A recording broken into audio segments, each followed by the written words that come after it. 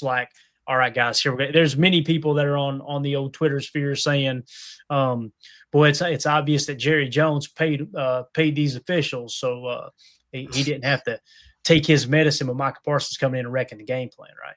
I'm one that likes to dismiss stuff like that. Jacob, I wish he was on the show. Jacob would be all about this. Jacob would be both feet in on this conspiracy theory. Right? But when I watched the tape, Tim, and I watched the third pass through today and got all the clips put together for Chalk Talk, I just got to go through and diagnose the plays now and put the font or put the text on the screen. It was tough, man.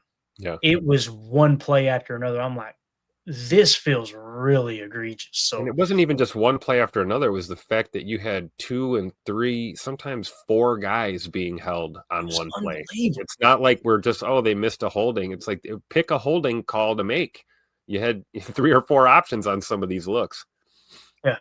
As Drew D says, it was a bit strange that the game would be officiated one way the whole game, and then a key play and they swallow the whistle. Like, you think about the pass interference no call, right? Yep. On Dontavion Wicks, and it was wild, man. I was surprised they threw the flag on the personal foul. Almost felt like they weren't going to throw it at first when I think it was Emmanuel Wilson just got laid out after literally he dropped the pass, the ball went bouncing, he slapped his hands together like, damn, and then the guy cleaned his clock. I was like, I think it was just so egregious there they had to throw the flag, but it was weird. Let me show you a couple screen grabs here, man. Check this out. So this, and keep in mind, guys, these plays made Chalk Talk that I got these screen grabs from. So these were key plays, big third downs, maybe a chunk play, explosive play, things like that, right? On this particular play here, you got Dak, he's throwing to the left sideline. Look at Micah. If I can get my cursor to work, look at Micah getting held, hooked underneath his arm. So I don't want to hear nothing about no the rip rule, right? He's literally got the offensive line has his arm around Micah's waist as Micah is completely clear of him. It was just enough time for Dak to get that pass off. And if you watch that rep, Micah beat his guy within it seemed like a quarter of a second. He was already beyond his guy. And then you look over to the right, and I believe that's JJ and Igbari over there getting choke held. Like, it's unbelievable. And that could have been a rip. I don't know exactly. Yeah, like, I didn't kind of see his right arm kind of up there. Maybe it's tough, but it's just like, how egregious. Look at this lineman here. Some would say that ain't a hold. You notice the rule has always been, or at least the way they're taught to call it, is you stay within the framework of the shoulder pads when you're blocking. If you get outside of the framework of the shoulder pads and you still got a hold of them, that's a hold by rule, by definition. So you'll notice, I think that's Kobe Wooden, who's taking the outside shoulder of that lineman, and he's literally got an arm up top by the collar holding him. I didn't even circle that one for you. So really, what I was talking about. Pick a holding call to make here, officials, right? You're going to tell me they missed all of these all night long? Yep. And see, this is what I'm talking about. Coach Lynn makes a great point. I'm not saying, hey, this is the reason we lost the game. What I'm saying to Packer fans is the fact that all this went against us and we still tied the Cowboys. He said with all that and all they could get was a tie, talking about the Cowboys, makes me feel a lot better about this team. Like, the chips were stacked against them. Yep. Pretty much all night long. And don't get me wrong, they shot themselves in the foot on defense multiple times. Several times they were playing man coverage. You guys know how I feel about that. But again, that's one play here where they got held on. And I'm glad you said that, Coach, because that's exactly how I felt as well, man. So let's move it along here to another play. Check this one out. This one might be my favorite. So here you got Carl Brooks beating his guy, and you're taught, Tim, when you're getting held, throw your arms up in the air. Let them see that, hey, my arm is free, and there's a reason I can't get to the quarterback right now. And you see the guy is blocking him on his side, and he's got the jersey by his right hand, right, with his right hand down around the hip on Carl on this particular play, as you can see right here. Yeah, it's a double hold. And then just glance to the left there. You could have circled Quay. Quay's getting right here. Same thing, man. You can see Quay's firing on a blitz here, and his guys got him hooked. And it was just one. We had to hear that all night. We had to hear, Collinsworth talking about, this Cowboys offensive line is kind of pieced together too, but they're doing a great job tonight. It's like, what are you watching? What the hell are you watching? Yeah, it's crazy. And again, the tweet I put out was, if everyone was if you're still wondering what happened to the Packers pass rush there, because everybody's going, this pass rush is supposed to be elite. This is what happened to your pass rush all night. J. Cole said that was a touchdown, I think, too. I believe it was, Jay, because, again, these are all screen grabs from plays that made Chalk Talk. And you guys know I do Chalk Talk. They're like the most important plays. They're explosives or they're scoring plays. So, yep. And I did hear a lot our of what beef Jay is said. not with Dallas for holding. It's with the refs for not calling it, right? Yep. I mean, that's offensive line play 101. If you get beat, you better hold, trip them, do something to save your quarterback's life out there. You just hope, the officials would call the game a little more evenly, I guess. I thought you were going to say my beef isn't with the Cowboys. My beef is with Collinsworth. Is awful, as J. Cole said here. It was bad. It was really bad to listen to, for sure. And then I think we got one more here. Look at this one. This might be my favorite, though. Check this one out, Tim. So look at LVN getting held up top here, right? Literally, the offensive lineman looks like he's diving, holding on to LVN. And obviously, you see this play in real time. Dak hasn't even loaded up to throw the pass yet. LVN's cleaning his clock if he doesn't get held there. And then look at Micah Parsons. Two guys, you got the inside offensive lineman, has his right hand up around his arm and on top of his shoulder pad. And then the other guy has him by the jersey underneath it, or right by his left rib cage, and they're pulling his jersey up towards his head. Yep. No call. Carl Brooks getting held too a little bit there. Yeah, right. That was a rip move too. About the only guy not getting held was Colby Wooden on this play, it looks like. But yeah, you're right. This was when Dak was stepping up, right? He was stepping up in the pocket, trying to avoid that pressure. It's like, I don't know what they're watching out there, honestly, unless they're being told not to call it. Yep. 2-0 for this says, doesn't LVN also get pushed down from behind on this play? The way it looked in real time was like he got shoved down from behind, but if you watch it in real time, 2-0 for this, you really key in on LVN. The reason he goes down is this guy grabs him from the side and hooks him and pulls him around, holds him essentially, right?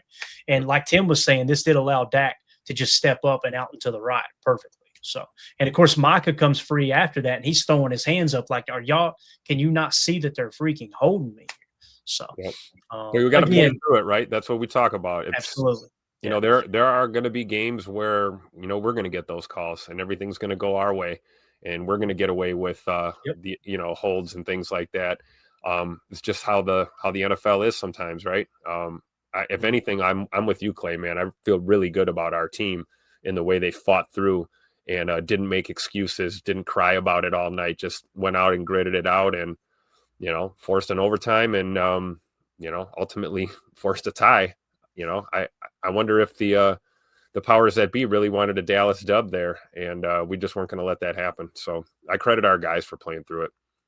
Yeah, no doubt about it, man. And again, like you said, man, we're going to get calls too. It's just tough when you see every call go the other team's way, Or multiple missed calls on one snap. You got multiple missed opportunities to just do your job. And there was another fan that screen grabbed the Packers holding on a play and tagged me in it in response to these tweets I put out. And it was hilarious because what did he say, Tim? Yeah, just like this one back in 2016. I went, damn, bro, you had to go 9 years? You had to go back 9 years to find something? I could have found you 3 games ago, probably. Like, what are you talking about, 9 years? But absolutely. It's tough, man, because, again, I don't want to sit here and say, and going into doing the film study, I would have said, no, the refs didn't cost you that game. There was many reasons. I mean, you had an extra point blocked. You had the horrible management there in the middle eight. We lost the middle eight 14-0, and the turnover differential as well. You had bad coverage on the backside at times. There was times that you decided to blitz when I felt like you probably shouldn't have. There's a lot of things that came into play. But when you go back and watch the tape and it's play after play after play, you keep seeing this right here. Someone's jersey about to get pulled over their head like they're playing like a hockey fight over here. Yeah. And even the ones we didn't see, even the ones we haven't talked about, like, Micah being held out for concussion protocol on a play that he didn't hit his head on. That was interesting. We had Elton Jenkins getting flagged for something that every single center in the National Football League does on nearly every play. It just felt like they wanted to be flag happy when they wanted to, and then they forgot their whistle and their flags when it seemed like we needed it the most. Yeah, and since you brought it up here, Tim, let me put it on the screen real quick. This is what Tim's talking about, guys. I tweeted this out, I think, yesterday. This was really strange. So this was a quote from an article, okay? I said, this type of stuff is why fans don't trust the NFL, especially with its partnership in the gambling business. Micah being forced out of the game with no evidence of a concussion is very strange. Here are his comments in that situation. So if you guys were wondering, and I heard several people, as a matter of fact, I was listening to Ryan Schlip over at Packernet Podcast. He was watching the game live, and he did a podcast, kind of like a watch party stream that wasn't streamed live. He edited it out so you could get his instant reaction. And he was kind of pissed at Michael, like, Michael, what are you doing? I mean, it's overtime. Why are you on the sideline? Why are you, you know what I mean? Like, and everybody was wondering the same thing at times. At one point in the game, I'm like, where the heck's Mike at? Why is he gassed? What's going on? They said he went in the tent, but nobody would give a reason why. Here was his quote. Quote, they tried to tell me I hit my head, but I hit my back. I came out for a play, and next thing you know, they took me in a tent. I thought that was very weird because I didn't even grab my head when I came up. I grabbed my back like I don't know what that was just so weird. I don't know what the NFL saw or why they tried to put me in a concussion protocol. That was real strange because you understand, guys, that they've got people watching. Yep. And when you hit the ground, if a player hits the ground and their head hits the turf, and they lay there for a minute, or if they hit the turf and they go to stand up and they're wobbly, or if they get up and they shake their head or something like that, right? Those are signs, cognitive signs of, hey, he may have a concussion. Play it safe. CTE is a real thing, right? It's destroyed lives. But this situation, like Micah's saying, there was no proof. There was no reason for him to feel that way, to think that way. Well, we can also look at some tape and see Nate Hobbs getting his bell rung, and it took forever to get him off the field. So yeah, it's inconsistency there. You're right. If that's your job is to literally watch, for concussions, you better be damn good at it and do it right and be accurate. Because it's about player safety, but it's also about continuity of the game. And if anything, I think any fan of any franchise out there just wants to see it consistent, and it just seemed too inconsistent. Yeah. And H.E. Soder, another one. I forgot all about this. Thanks, Soder. You get my damn blood pressure back up. He said the center moving the ball is a normal football operation. Did you see the false start they called on him? Yeah, that's what I was talking about on Elton Jenkins. I mean, so you were talking about when I was reading while ago. I apologize. Yeah. Absolutely. Yeah, but it's so true. Like who doesn't do that in the NFL? Yeah. Yeah, I mean, it's just like if you're convinced that Elton Jenkins was trying to gain a competitive advantage of moving the ball forward 2 or 3 inches, preparing the snap, you understand the ball still got to go back to the quarterback, right? Like it's not like, it's crazy. And the neutral zone is the length of the ball. So, if it moves forward a half an inch or back a half an inch, it's a non-issue. I didn't understand that at all. Yeah, I haven't seen any fans that were like, oh, no, that's a false start. Like everybody was like, what the heck? What's crazy, too, is you're seeing all these different angles, these different variations of these penalties we've never heard called before.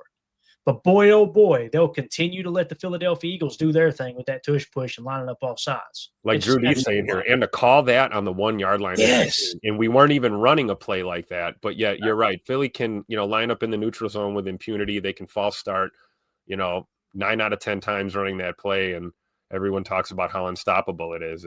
That's why it's unstoppable, because you're not, you're literally cheating at that point, right? Let's be real. Yep. Fishy things hit the nail on the head. If I didn't absolutely love, in all caps, football so much, the bad officiating would make me boycott and not watch. I'm with you, man. I'm with you. And it's not just the Packers games. You see it across the league. The thing that gets me the most, guys, and we'll get off this topic and wrap up. The thing that bothers me the most is you reinstated years ago instant replay for the sole purpose of get the call right. It doesn't matter that you got it wrong on the live call or whatever. If you go to the replay, get it right. There is conclusive evidence most of the time that you can see that's incomplete or that's a catch, and somehow, some way they continue to rule it the same way on the field. It's always mind-boggling to me, and that's where I don't defend the NFL anymore. I used to be like, y'all shut up, it ain't rigged, whatever, and I'm not saying it's rigged, but I'm not going to go to bat for them. When you make stupid decisions like that after a replay, forget the Packers games. I'm talking about across the league. You guys know what I'm talking about. They'll show a replay. They'll do a replay review, and you're like, oh, yeah, that's definitely getting overturned. There's inconclusive evidence. Like, are we looking at the same replay right now? And that's what I always scratch my head on. You know, are we doing this because we want to get it right, or do we want to influence outcome of games? You know, we're getting into dangerous grounds there. Yeah, for sure, man. So anyway, for those of you watching this video back, let us know what you think. Are we overreacting? Do you agree? Did you feel like the officiating was a little suspect there in the Packers-Cowboys game? Because it got odd at times for sure, man. And the fact that you still overcame all of that and you finished with a tie. And again, what did we complain about the most here? It was the holding calls, the holding that was not called, right? Yep. What was the biggest issue in that game? You gave up 38 points to a team who's a good offense, don't get me wrong, but you like to think your defense wouldn't give up 38 points. I was thinking maybe 25, 26 points, somewhere around that range. Yep. 38, crazy. You go back and watch the tape and I go, well, I'm surprised they didn't give up 55. My gosh, you know, with the way that went with the non-calls. So true. Anything else, Tim? Anything else you want to hit on, Buzz? We get ready to wrap up here, man. No, getting ready for Chalk Talk. I'm sure it'll be great. Hopefully you've gotten some sleep. I know you've probably been watching tape for the last 24 hours. So looking forward to that, man, breaking down this game because, you know, for all the bad that we just, you know, talked about, there were some good things. Oh, there was some great stuff. There was. It's going to be a fun watch. I think you're really going to enjoy it, man. And again, you kind of get that caveat as you're watching them score on these plays. You're going to hear us talk about these holds, and you're going to see them in real time as well. And you know what? We may watch it back together, and one of you two go, I don't know, Clayton. I don't think that's a hold. We'll call it out if that's the case. We could be off base. Yep. After what I've seen today, I don't think there's going to be any of those plays, but I'm excited to see if you guys see it the same way I do when we watch it back together. So, yeah. With that being said, all this content that we just showed you tonight, you can check it out early at patreon.com/Packer Fan Total Access, the articles, stuff like that we put together. You got access to them early. You also get access to our chats, things like that. So if you want to support the show, $3 get you access to everything on the Patreon site. If you want to enter a tier higher than that, you just want to be generous, we got that there too. But again, $3 get you access to everything. And we're going to be doing another giveaway here coming real soon. Again, we're going to do the charity drive giveaway for the Romeo Dobbs jersey. That'll be for the whole month of October. I'm excited about that. And then we've got some cards coming up too. The next giveaway we'll do for the Patreon group. Let me see what we got here. Let me see what we got. You got a pretty big stack of those cards, right? In honor of Marshawn Lloyd potentially coming off of the pup. All right. We got an autographed Marshawn Lloyd rookie card. That'll be next in the rotation here, Tim. Nice. So, autograph. That's good karma right there. I like that. Let's bring that energy. Exactly. So, all right, man. Appreciate your time, bub. Let's get out here and get some rest. You want to? Yeah, we're gonna try, right, Clay? Yeah, try to, man. I tell you, it's I'm still trying to catch up from Sunday night. I'm getting old, dude. I am getting old. I woke up on a mower Monday morning. Like, how did I get here? What happened? Well, what's that noise? What's so loud? Oh, 3 yards deep into the workday already. So, it's rough, but that's what happens when you get old. So appreciate everybody hanging out with us tonight. If y'all would hit that like, hit subscribe, click the bell icon so you're notified when you go live. I know we got a lot of the regulars in here. Shout out to Jake. Thank you for the super chat, buddy. We don't take that lightly. Tim, appreciate your time, man. We'll see you tomorrow. Everybody, 6:30 p.m. Central for PTA Live. As always, let's go out and be the change we want to see in the world. And go, Pack, go. We out. Bye, guys.